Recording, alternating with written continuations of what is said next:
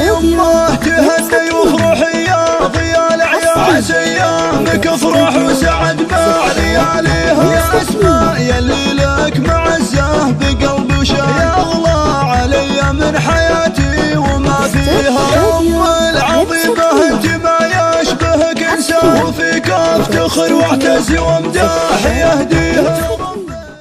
كتبت القصيد العذب من صادق الوجدان، لأمي وخواتي وبعد بالصوت أغنيها. مشاعر زياد القرشية سوقها قفان، بليلة زواجي وفرحة العمر يهديها.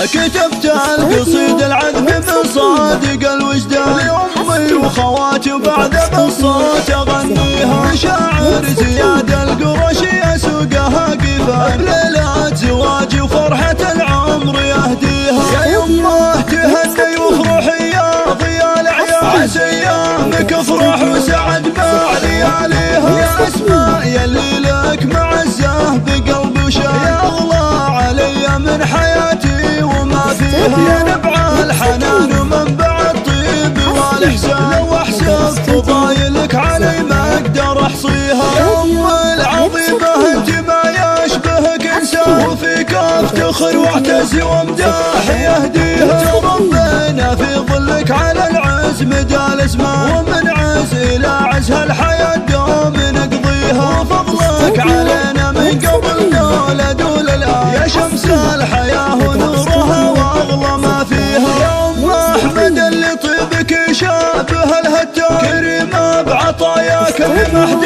يضاهيها. ونعمين بك شيخه وربعك بعد شيخه، أصيله ولك بالعز سيره نطريها. خواتم مقام أم الحبيبة بلا نقصان، وماريبهن واعتز وكلنا نغليها. والله كبير بداخل القلب والشريان، بوجودهن زانت حياتي ومعانيها. ومن مثلها انوار زنوح على فتان، وفيها السنع والطيب والعز زاهيها. وزانب حلاها وحسنها قايد الغزلة، أصيلة بمواقفها وطيبات مباديها. وفي ابتهال زين متفرد وروياه، وبالطيب والاخلاق ربي محليها. عسى الله يحفظكم لنا يا غلا الأعياد، وعسى سنينكم تطول والفرحة تغشيها.